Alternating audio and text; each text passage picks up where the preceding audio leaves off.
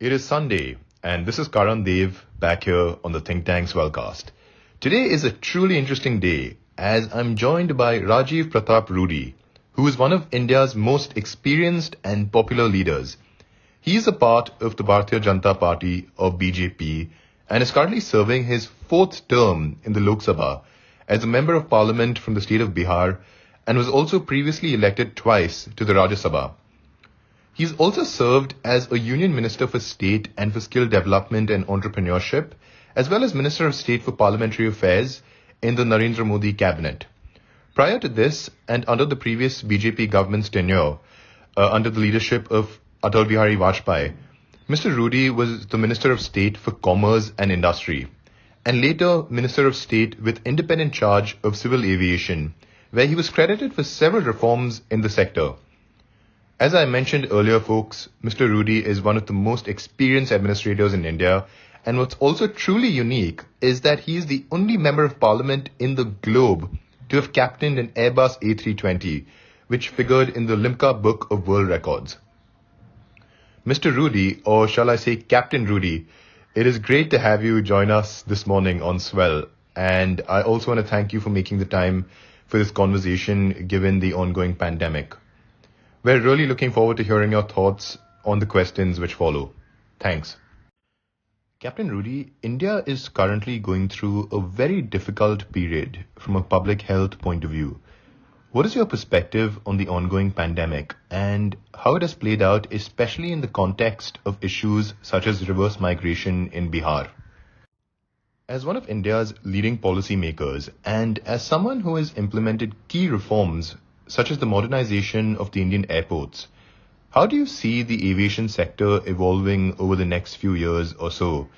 And what are some of the plans to revolutionize Indian aviation to make it compete with the rest of the globe? A lot of migrants from Bihar go to metros like Mumbai and New Delhi for gainful employment.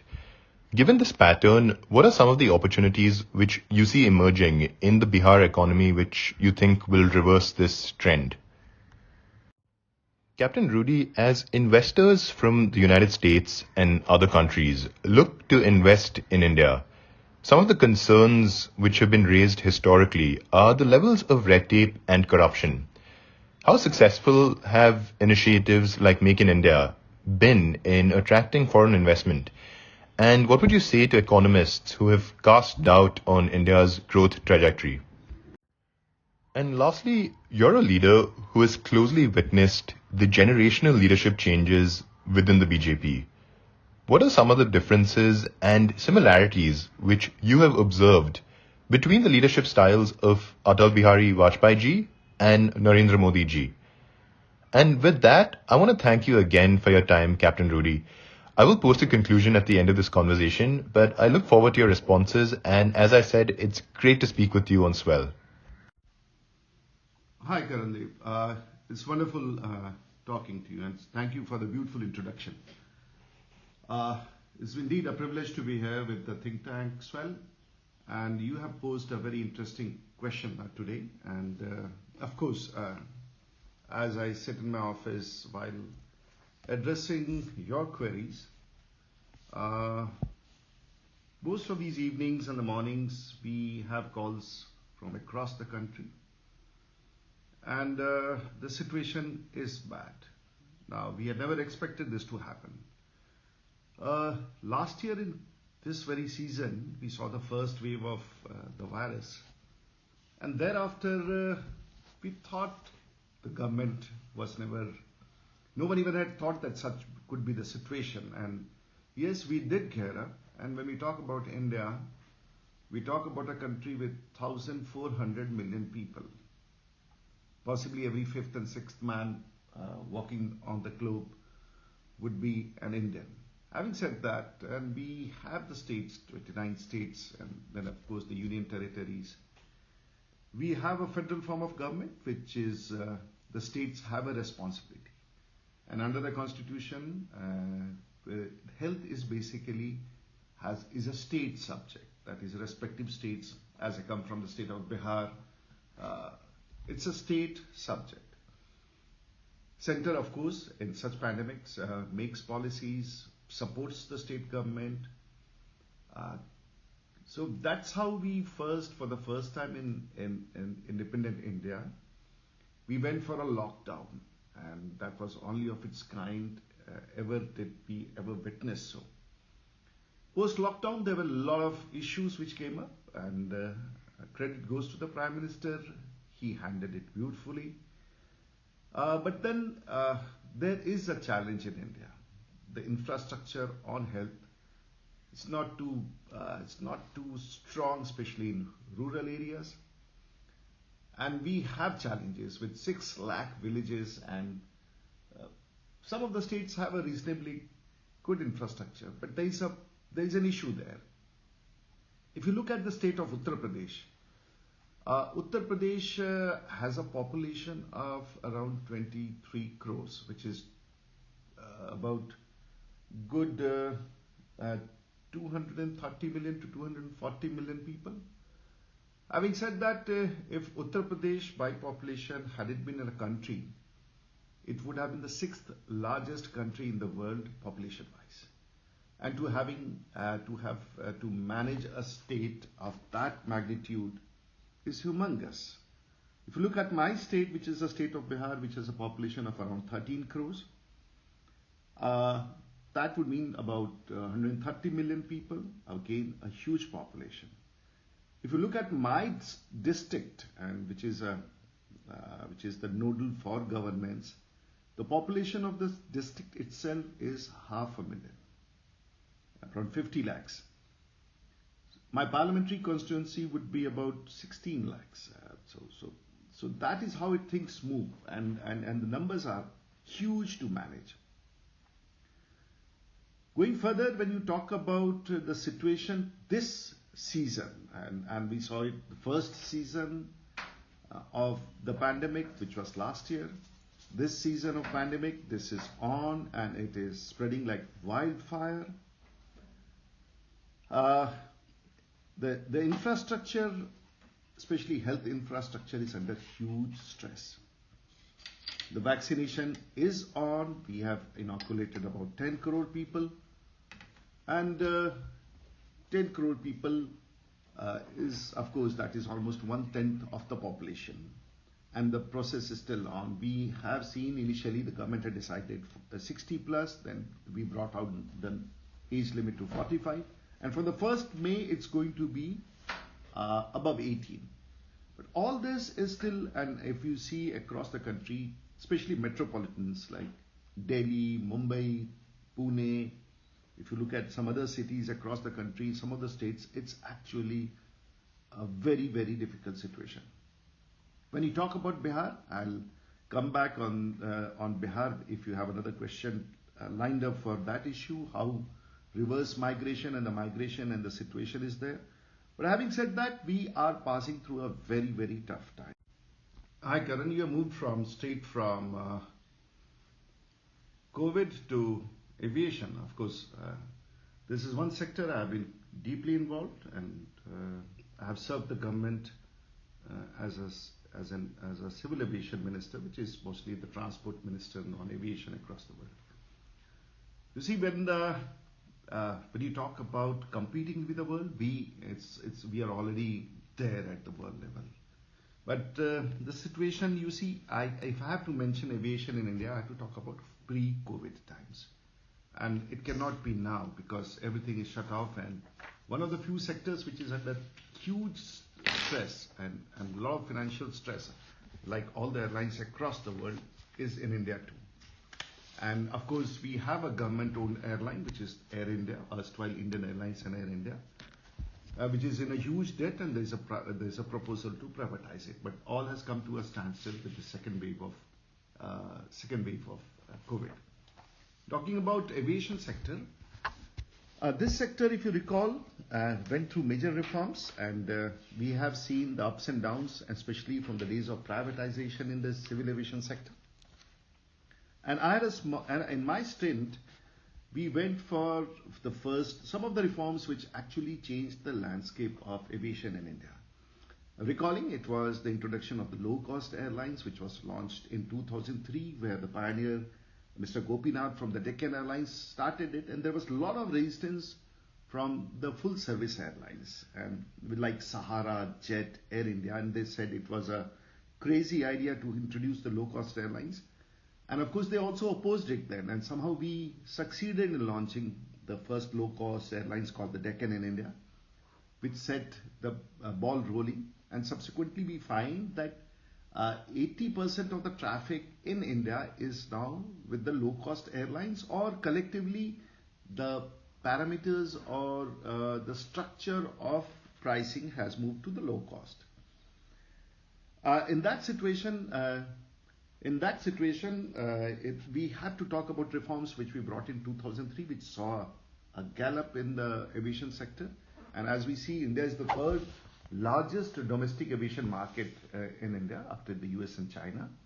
And as to state further, India will be the third largest global aviation market by 2025. COVID is the pause, and we have discontinued all international flights. It's only domestic, except for the bubble flights, which have also been now in the second phase been withdrawn by most of the countries. And we have about 600 planes, but there is an additional order to place another 1,000 planes in India. We have a huge shortage of pilots, which is another challenge, and I am the president of the Aero Club of India, which is in a way facilitator for pilot training at the commercial pilot level stage. Helicopter operations, all that remains at a very minuscule level. But having said that, this is a sector which is growing, and for the first time in independent India, we have got a committee which will look into the national aerosports policy. There has been no policy on aerosports, and the Aero Club of India, being the pioneer, we have succeeded in pushing it further. And we have the RCS scheme, which is connecting the regional connectivity scheme, connecting places of tourist importance and further being cross-subsidized by the state to activate a couple of airports. But I can tell you, we would have been the fastest growing civil aviation sector had it not been the pause button, which has been pressed because of COVID. Aviation in India is looking up. We just have to see how it grows post-COVID. But as of now, everything is on a standstill. As the tourism sector, as the civil aviation sector, as the international travel is stopped. So it's a challenging time for the aviation sector. Huge debts on the airlines, unimaginable debts on the airlines, especially the private airlines. Government airline, which is one of it, is Air India, is under huge 70,000 crores. I do not know if you convert it into dollars, how much is it? And there is a government is almost decided to disinvest it. So I can tell you there is a huge future for aviation in India, and it as a part of the ICAO and the reports from IATA, it is doing extremely well. So having said that, as a pilot myself, I think it's a positive. Hi Karan, it's a very interesting question, and of course Bihar has been quite at the bottom of the development scale index. But nonetheless, if you see last 10 years, things have shown a remarkable improvement. And if you look at the figures today, Bihar has an annual growth rate of approximately 13%. Now this has been very good. The infrastructure has considerably improved. The roads and electricity consumption has gone very high. Stability has come. And infrastructure, of course, Bihar has its own political situation, had a own political situation. Well, 15 years of my political life, I had with someone who has been very known, Mr. Lalu Prasad Yadav, as he's from my constituency, and I used to contest him. Another 15 years with Mr. Nitish Kumar. Well, it was a challenge between the old and the new, and of course the new did some good, but not, of course, all what we had expected to happen, because there were other challenges for him as well. Now Bihar, as you say, is a state which has zero industry, which infrastructure has grown over the past 15 years. And when you say that for livelihood, people moved off. And if you see whether it is any metropolitan in the country today, Delhi, Mumbai, Bangalore, Trichy, Coimbatore and Ludhiana, where it's Punjab, whether it is for agriculture, for construction workers, for laborers, for any specialized or supportive work, it's Bihar which has been carrying, which is for the security, private security, and so forth and so on. So Bihar has been the uh, source of support at the last level for all all the industries across the country. And since employability was poor as far as wages and industrial development in the state of Bihar was concerned, that was a result of that resulted in huge migration. So if you draw a line from Kashmir to Kanyakumari, you will actually see that prosperity is on the western side, whether it is Punjab, Delhi, Haryana, Gujarat, Maharashtra, coming down to Karnataka, Kerala, Tamil Nadu, at the bottom, of course. And there is a reasonable amount of low growth or development on the eastern side, with West Bengal, uh, sort of Bihar, the northeastern states coming down to Orissa, Jharkhand, and so forth and so on. If you look at if I tell you one figure, there is about 117 principal commissionerates of income tax. So there are 117 divisions in the country. Out of that, about 17 are located in these 6 to 8 metropolitans, and rest is spread across the country. So you can understand that the revenue, the 100 is in around these 7 or 8 cities, and rest 17 or 18 is spread across the country. So that shows how for policy decisions or policy makers, there has been a lopsided decision making, and prosperity towards supports and industrialization towards supports. So there was poor infrastructure. The north-south and east-west corridor created by and the Golden Quadrilateral, which was the first time India saw a benchmark of beautiful roads, infrastructure roads, was Mr. Vajpayee. And of course, now with the Prime Minister there at the helm of affairs, and Mr. Nitin Gadkari, the former president of the Bharatiya Janata Party, we are constructing more than 38 kilometers, 35 to 38 kilometers of road, metalled highways, national highways, possibly the largest and the longest in the country today is in India. So with the growing infrastructure, prosperity is also coming back, and with logistics, with storage, with power consumption, with reforms taking place in the states. So there is a reverse migration also. Of course, the COVID showed a huge exodus during COVID times, the lockdown, and then subsequently all these factories and industries are dependent. But Bihar has done reasonably well now, and I think it will go further. And I'm looking for a new airport in Bihar. Karan, has talked about red tape and corruption in India as far as investment is concerned and how economists look. Well, it's more on a perception now, and ever since Prime Minister Modi took over, the ease of doing business has improved considerably, and we stand at a very good position. And having said that, of course, there have been challenges, because in our kind of democracy which we have, there has been issues, and of course what you have raised, but now things are changing, and because there is a choice between China and India, and of course post-COVID there is a perceptible desire of investors to move towards India, and that is there.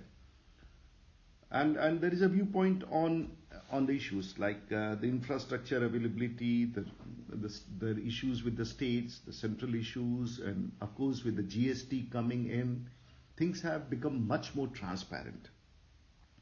So this transparency, of course, has been achieved, but what you say is I would not completely agree to that.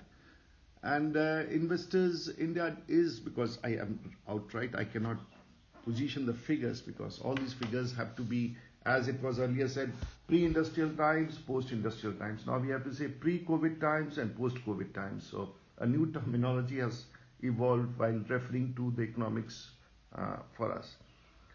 Karan, when you look at ease of doing business, I think we were 2014 in 100 we were in 2014 we were 142nd, and sorry, and in 2020 we are 63. So that itself is a very good indicator to show how things have improved. When we used to looking up post-independence, there were challenges, and thereafter another 65, 70 years. But what we are targeting India is 2050. And we, post-colonization, we have got over it. We have a very robust administrative system, infrastructure, and we are talking about sustainable growth. So all these factors, and we have a lot of issues as we have perennial rivers, issues of flooding, and there. But then there is we cannot say that anyone dies of hunger in India. We have very good food stock, and average agriculture yield has gone up. So let's put it there. So things have improved, and let's not be very negative about it. But nonetheless, it's your viewpoint or the perception which we are talking. And I remember I had gone to California, and I saw those huge trains which used to transport fruits in the Pacific. And then when I came back and told it to the Prime Minister, he introduced the Kisan rails, Kisan specials, in which refrigerated vans were being used for are being used, which is called Kisan Rail, which is being used to transfer or transport vegetables, fresh vegetables now. So many things have come, and economics is improving. Growth, which of course saw a decay during COVID, is reviving. But nonetheless, with the second spike in India, things are quite difficult. Let's hope, and I'm sure you'll be able to improve upon things. And I'm sure the Prime Minister has been able to establish India internationally, and we have a reasonably good reputation now, which says India is the place for investments, and a place to rely, and a democracy which can support industrialization and foreign investments. Thank you. Yeah, Karan, you have posed a very difficult question to me, and you made me feel like I'm quite old, because I have two different prime ministers who led the country. In the BJP regime, I was fortunate to be a part of the government in both. Well, with Mr. Vajpayee, I was too young, and I was a learner, but he entrusted with me with a lot of responsibility, gave me a lot of freedom to work, and of course was a guide and a guardian. He was different in a different way. He was large-hearted in a different way. And of course, I must admit that I was a novice to be a minister under him. But then I learned a lot of things, in both at the international front and at the administrative front. It was my probation in administration and politics. But Mr. Vajpayee would be generally very consultative, would be open, and he was a different kind of a person, much relaxed, and would generally not be very pushy. And whether it is good or bad, I do not know, but he would not. And there was a team, and I was much junior in his team, and very, very junior in his team, but the guidance would come from the top. There was a huge consultative process, and it was an experience for me which I would say was beautiful. And I did commit few mistakes, and I did receive a scolding, but that was of a prime minister telling his cabinet colleague that, man, behave like this, and take care of this, and take note of this. And then governance was his priority. His vision was too big. And I still remember when I went up to him to say that I want to privatize before the Commonwealth Games, I wanted to privatize Delhi and Mumbai. He said, oh, Mr. Rudy is talking about privatization. And Mr. Brajesh Mishra was his principal secretary. He said, we'll handle it. And it happened. So it took a while because he was very from the old school. But when he came to reforms, new things, he would do it in a very big way. I did have an opportunity to work. So then in Vajpayee, I was the commerce state, and right from Doha and WTO days to civil aviation reforms, and which I said in my previous, lot of reforms which we could introduce then, right on the airports modernization and greenfield projects and brownfield projects and reducing taxes for ATF, lots of low-cost airlines and many more reforms. Now coming back to Mr. Modi, fantastic and a professional, and he knows how would things move.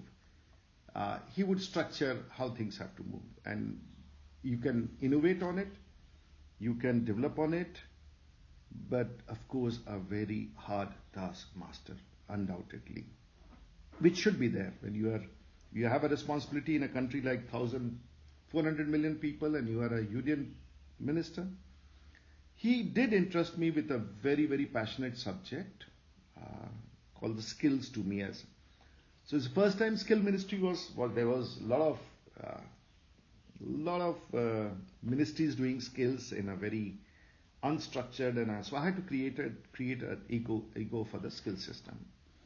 I didn't have an office to start. I didn't have a workplace. I didn't have an institution. I didn't have secretaries or the staff or the institutional memory. And he supported me doing that. We came up with a big and beautiful framework of the skills ministry. We took off, and I'm sure many things are there still which is existing. Somehow I did not find a space to work beyond a point of time. When it comes to Mr. Modi, he has an international vision for everything. He has a completely different perspective, and he thinks 25 years ahead. He thinks about posterity. He thinks about future. He thinks about international standards. He thinks about structuring things in a way which is he's worked hard to weed out corruption and give an institutional approach and a structured approach and a discipline to the nation. This is what matters in the country, and India, a disciplined force of polity.